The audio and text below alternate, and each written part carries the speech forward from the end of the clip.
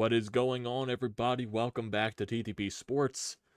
Gonna be more of a quick hitter probably than not, because honestly, not much to go on with this game, because it was a very low scoring affair, and really that was it. Phillies get their third straight win. They beat the Pirates to start this 3-game weekend series off by a score of 2-1. Zack Wheeler was absolutely fantastic. His night was honestly cut shorter than it should have been because of the stupid umpires deciding to go to a rain delay when Zack Wheeler only needed one more pitch to finish off the 7th inning. They decided to go to the rain delay. Then that takes a while because the grounds crew couldn't cover the entire field because the tarp got stuck because there was too much water on the tarp, so they couldn't move it that far. So part of the infield got drenched and they couldn't do much to the infield, so they had to wait for that to dry off after the rain stopped. It was crazy. It was weird. It was just didn't make sense. And then of course after they come back to the game, Jeff Hoffman's the guy that comes onto the mound for the Phillies, and of course he throws one pitch to end off the inning. So yeah, of course it could have been Zack Wheeler just to go to full 7 innings. No, he has 6 2/3 on his record on the bump tonight. But still, nonetheless, Zack Wheeler was dominant as ever. And you win again, which is nice to see. Third straight win. You did take advantage because the Marlins did win tonight as well. So you didn't, lose any ground there. You really basically just stayed in the same spot you were in the past couple of days. So thankfully, you're starting to win when the Marlins are starting to win. Then I believe the Giants, they just started playing, so I have no idea what's going to go on with that game. Currently, they're playing the Boston Red Sox, so that might be a tough series for them because Boston, they're a good team in a very stacked division. So anything could happen with that standpoint. So the Phillies could probably find themselves possibly in a higher wildcard spot if the Giants were to lose.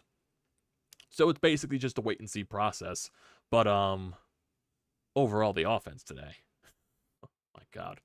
Besides Kyle Schwarber and Bryce and Stop, basically, holy fucking shit. Can you guys get a hit with the bases loaded? Ever? It feels like it's been millennia since we scored a run legitimately with the bases loaded. And I'm not talking about getting a walk. I'm not talking about a balk. I'm not talking about a hit by pitch. I'm not talking about a sac fly. I'm talking about literally getting a hit into the infield. Literally getting one past the infielders. Getting a double into the gap to score a couple of runs. When the hell was the last time that happened? It's feel like it's been so long. You had 3 chances today with the bases loaded. You went 0-4, of course. Over 3. I know the way I made it sound. 0-4. That's basically it. You didn't get a single hit with the bases loaded in every attempt that you had today. Hey, come on, guys. Come on. And apparently on the post game, they said a stat that the month of July, the Phillies are 2 for 20 with the bases loaded. So yeah, that's basically how it's going this month with the bases loaded. Not good. Not good at all. I don't know if it's guys just choking the bat too hard, but it's funny, like when majority of the chances we get with the bases loaded, it's with the main guys in the lineup that are not getting it done.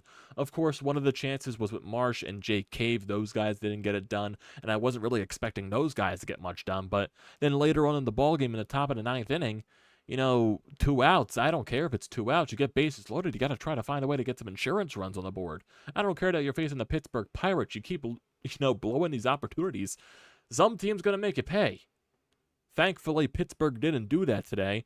And, of course, they, during one of the, basically the only inning that Zack Wheeler struggled in is when Pittsburgh scored. Their third base coach probably made a mistake because he probably should have waved Andrew McCutchen around third base. He halted him, and that prevented a tying run from scoring and kept it a 2-1 ball game. And then Zack Wheeler retired the next 2 guys on 2 pitches to end off the inning. So that was probably a big mistake, a huge mistake by the Pirates' third base coach, and apparently it was a crucial factor into the game because nothing else really happened from there. Zack Wheeler just mowed down this Pirates lineup, and it's not a good lineup. So he easily mowed them down.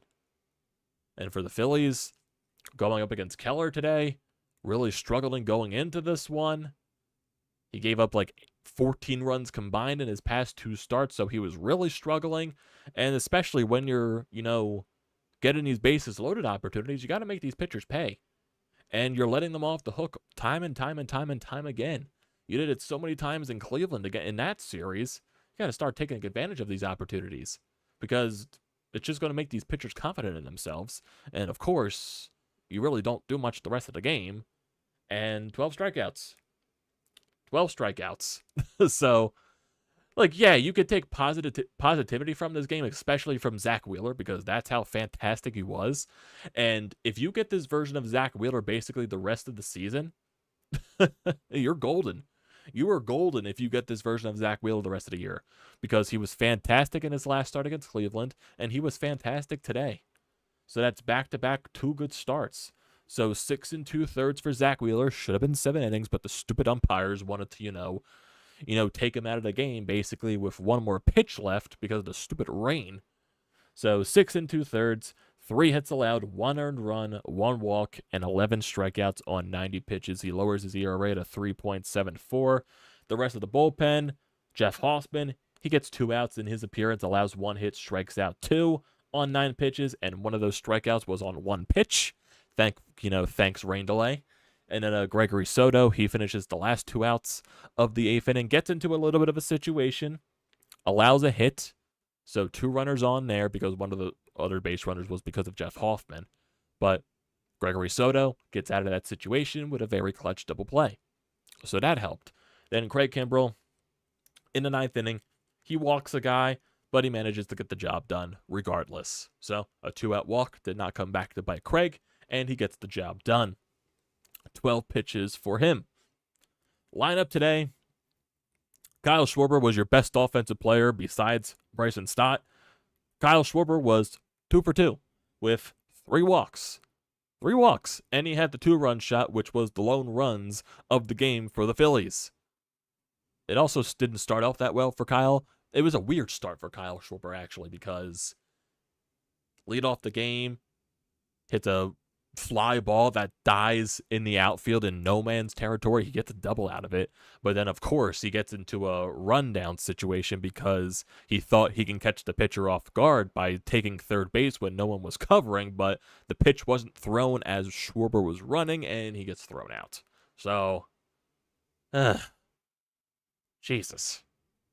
My God. My God. But Schwarber had a fantastic day regardless. 2-run shot, and he was on base in every at-bat today. On base in every at-bat. But the 2-3-4 hitters were a combined 0 for 13 with 6 strikeouts. Trey Turner, 0 for 5 with a strikeout. Bryce Harper, 0 for 4 with a walk and 2 strikeouts. And then Nick Castellanos with a terrible night. Terrible. 3 strikeouts. Reverting back to last year's Nick Castellanos, and we do not need that. And we do not need that. Seriously, with Trey Turner struggles, we do not need Nick Castellanos going down that role, too. Because at this point, Jesus Christ, we don't need 2 guys that are in a terrible rut. You really don't need that. And I think it's bound time to lower some guys in the lineup, specifically Trey Turner. You've got to lower him because at this point, he gets into chances to drive and runs. He swings at the first pitch and grounds to the shortstop, and it's a double play. It almost happened in the 9th inning, too, but thankfully the shortstop for Pittsburgh bobbled the ball, and everyone was safe, regardless, even though they didn't score in that situation because Bryce Harper lined out the very next pitch. But come on, man. Come on. Bryson Stott, fantastic today. He was 2 for 4, so another multi-hit game for him. JT was 1 for 4. Alec Boehm 1 for 3 with a walk. Brandon Marsh 1 for 3 with a walk. And Jake Cave 0 for 4. 2 for 9 with runners in scoring position. You left 10 runners on base. And that's basically it. My personal opinion, I don't care about lefty, righty in the order of in the lineup. I don't care about that at all. I want to put my best players in a position to succeed and give them the most at-bats possible. So if that means moving Bryson Stott up in the lineup, if that means moving Alec Boehm up in the lineup, anything to move Trey Turner down. I'd keep Kyle Schwarber leading off. Maybe I put Boehm 2 or Stott 2. Keep Harper in 3. I don't know what you do with the cleanup spot. Maybe you put Stott in 2 and then Boehm in 4, but then you do start up the lineup with 3 lefties in a row. Maybe you want to switch that up. I even know I just contradicted myself there, But holy shit, this lineup just needs a shakeup because with two guys that are in a just disgusting rut, you got to fix something. You got to change something because it's getting to the downright ridiculous at this point. Like I said with Nick Castellanos, he's going back to last year where he's just swinging at everything and cannot make contact. It's ridiculous. It's ridiculous at this point. And I know there's eventually going to be a trade for a left fielder that can, supplement the lineup. Maybe that guy that they trade for can bat up in the lineup and you move Trey Turner down or Nick Castellanos down. I still don't know what that bat's going to be because this trade market is ridiculous and I have no idea what's going to be going out there. I just don't know that. The latest things I've heard was, Randall Grichuk, and that's basically it. I don't know what the Phillies are going after. I also did hear about the Jordan Montgomery rumor from the St. Louis Cardinals insider. That's one thing that I heard about as well. But I'm not entirely sure how to gauge this trade deadline from Dave Dombrowski because it's been really, really dead silent from the Phillies rumor standpoint. If that's how Dave Dombrowski works, that's how Dave Dombrowski works, and we just see the trades when they happen. But I would like a trade, tomorrow, please. Tomorrow. Oh, yeah, and speaking of this weekend, I guess so I can get that out there for you guys. The next 2 days, I might not be recapping these next two games for the Phillies because I will be down the shore celebrating some cousins' birthdays, so I won't be here tomorrow, and I probably won't be home until Sunday night. And maybe I can recap the last two games of the series, just depending on how tired I am when I get home. So it's basically with the wait-and-see process. Tomorrow is a definite no. Sunday's a maybe, depending on how tired I am when I get home. But yeah, that's where we stand there. But overall for this game, I just need more offense. I need the offense to especially go after this Pittsburgh pitching. It's not good. It's not good. Anything to give more breathing room for your pitchers, especially with Nola tomorrow. Especially for Aaron Nola tomorrow. I think he needs as much breathing room as possible for tomorrow. And if we look at tomorrow's matchup, it's going to be, like I said, Aaron Nola. He is going up against Quinn Priester. Quinn Priester is 1-1 with a 9.28 ERA. He's only pitched in 2 games this year, so I'm assuming he just got called up. He is 1-1 with, like I said, a 9.28 ERA. His first appearance was against Cleveland. He went 5 1/3 innings, allowed 7 earned runs, 2 home runs as well. 5 1/3 against San Diego, 4 earned runs. You got to get hits off this guy. It's a new guy in the league. I can understand the fact that you don't have much film on him, but he's new. He's struggled since being called up. You got to take advantage of that. And then on Sunday, you'll be going up against Rich Hill, or Dick Mountain, I like to call him. He is 7-10 with a 4.82 ERA.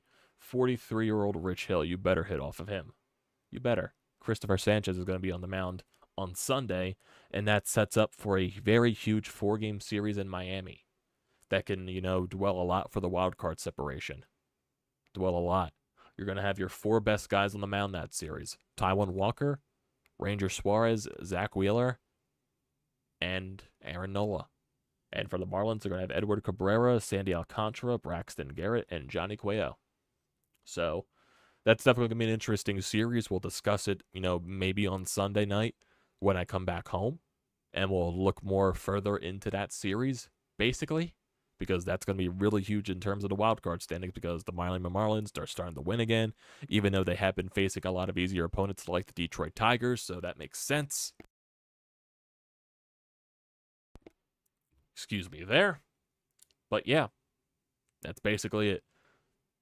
Right now, it's just, of course, knowing me and my luck, the Phillies will make a trade tomorrow when I'm not home, and I won't be able to talk about it until I get home. So that'll suck. But honestly, with the way everything is going, I don't expect Dave Dombrowski to make a trade until the trade deadline because I feel like that's what he did last year. It was until the trade deadline because of the way the market was. The market's just weird and unpredictable at this point. It just is.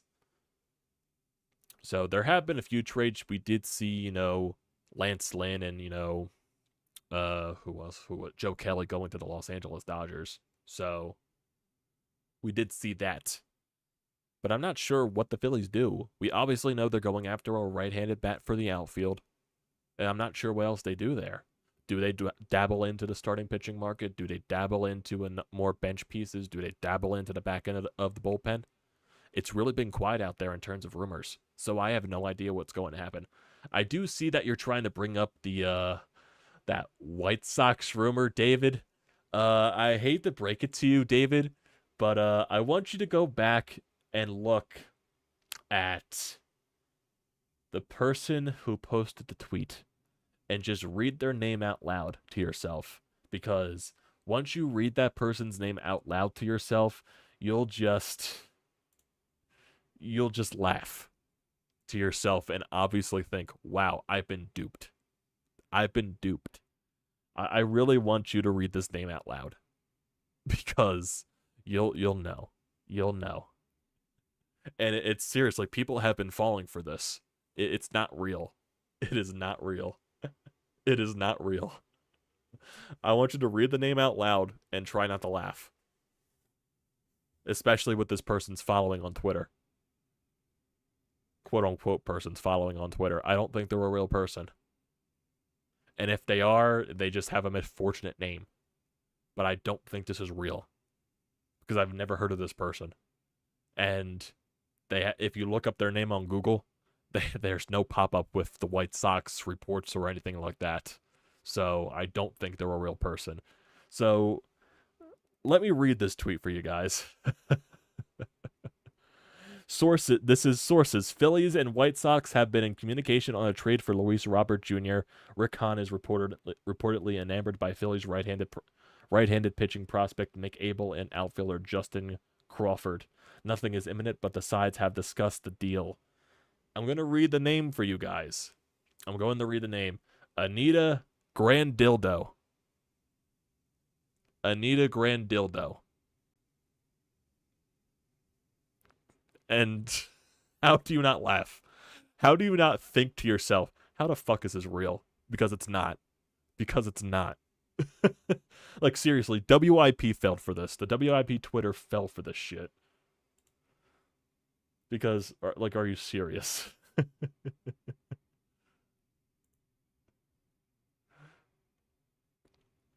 Like, dude. This person says lead White Sox reporter for NBC Sports Chicago. I don't follow it at all. Seriously. They have 305 followers on Twitter. If they were one of the lead White Sox reporters for NBC Sports Chicago, they would probably have a bigger following for, you know, one of the main television markets in Chicago that works for the team. I would assume they would have a better following. So sorry, David. I think you're one of the many people that just got duped. I think you're one of the many people that got fooled by that.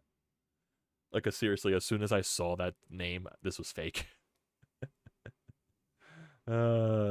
Jesus.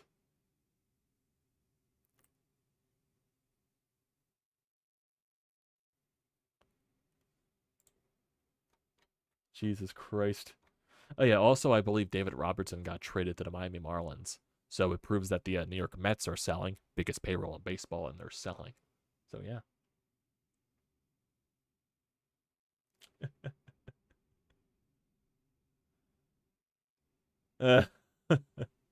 Oh, yeah, speaking of the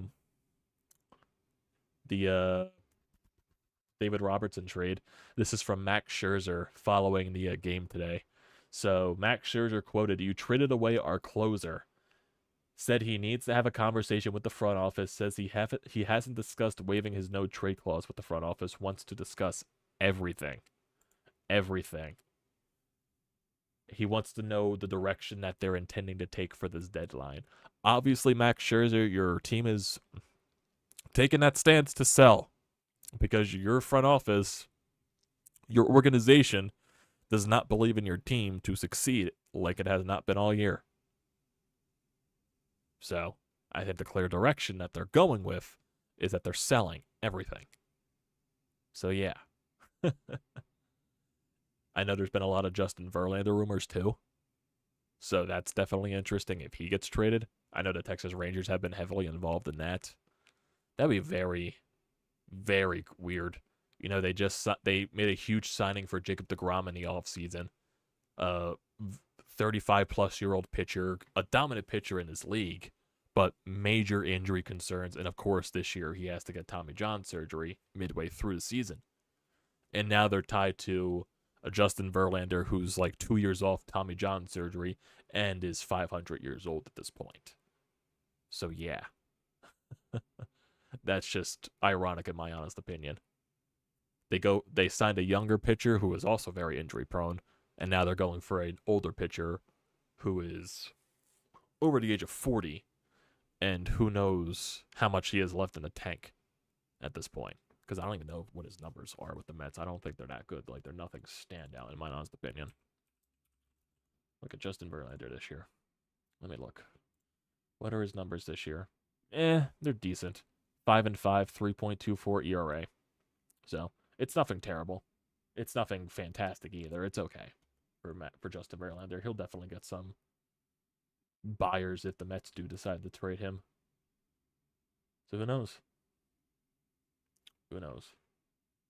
Who knows? Jesus. Can't believe the... Still can't believe some people fell for that tweet. But who knows?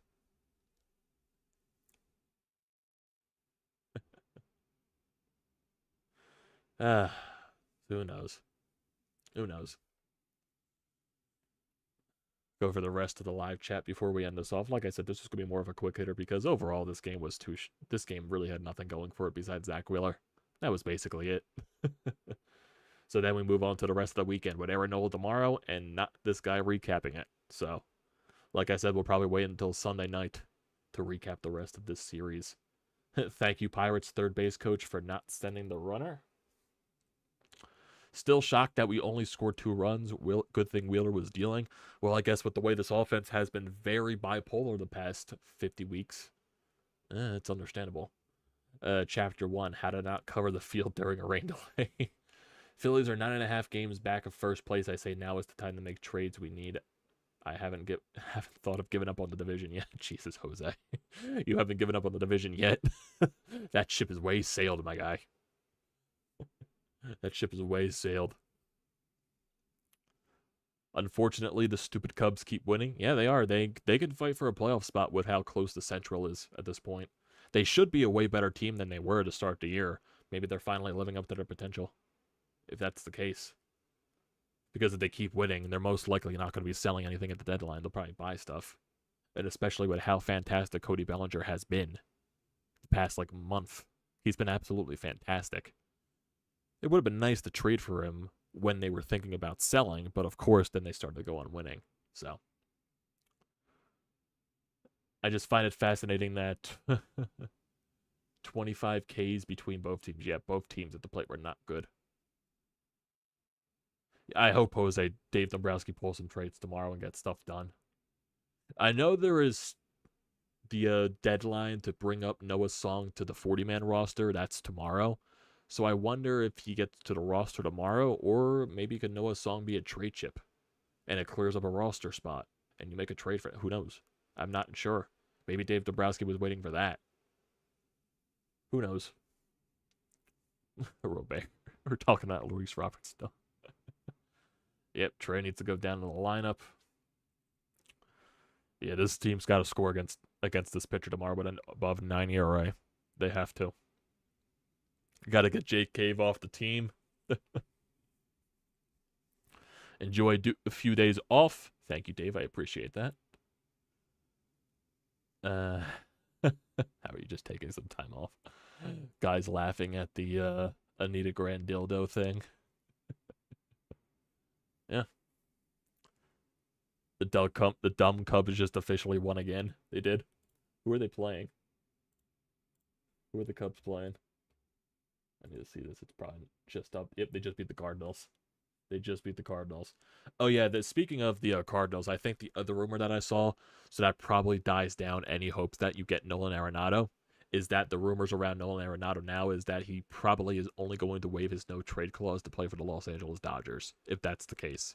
And there's talks about the Dodgers possibly going after him in a huge trade and stuff like that would send Max Muncy and others to St. Louis and prospects, of course, to get Nolan Arenado. So, of course, Nolan Arenado was only going to waive his no-trade clause to a specific team. So, I'm not shocked that it's the Dodgers. I'm not. I am completely not shocked if that's the case. But at this point, I wasn't expecting the Phillies to make any blockbusters just because of how bad the market is and how basically little their prospect pool is. If they had a big enough prospect pool, they probably could have gone out and make a lot of blockbuster splashes if they wanted to. The Marlins, they beat the Tigers 5-6. They almost blew the save, actually. Yeah, Puck almost blew the save again.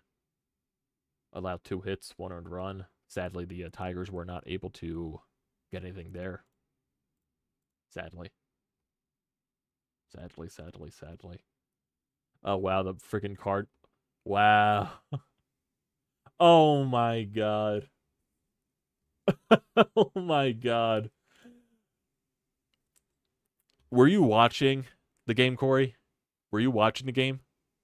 The Cubs game? The way it ended? Because I just saw the tweet but put up by Fox Sports. How the game ended. Because this was a dramatic ending. Because down to their last out, in their last strike, the Cardinals had the tying run on third base and the winning run at home plate. And it's a deep fly ball to center field. Deep fly ball. Looks like it's going over the wall. Looks like it's going to be a walk-off.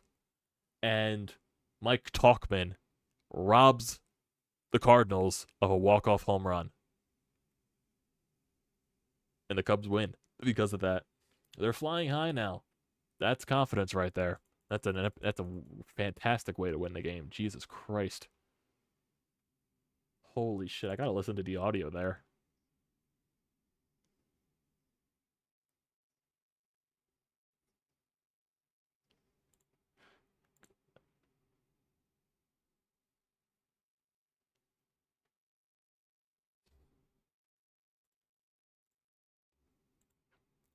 Oh yeah, you do live in Chicago. I do remember you telling me that. Corey. But yeah, I guess that's where we stand at this point. Not much else to go on. Phillies tomorrow. Does Dave Dombrowski make a trade during that standpoint? Or, what else happens? Whatever it is, I won't be here to talk about it tomorrow. I'll be back Sunday night when I get home from Wildwood. So, yeah, you guys enjoy the next couple of days without having to see my face on here. So, without further ado, I appreciate everyone here for joining the stream as always. Don't forget to drop a like. Don't forget to leave a comment in the comment section down below. Don't forget to check out the description as well. Also, do not forget to hit that subscribe button. It does me a great deal of service. We just surpassed 800 subscribers. Love everyone and you that have subscribed to the channel if you are new. And, you want to watch my face talk about Philadelphia sports. This is your channel to talk about here.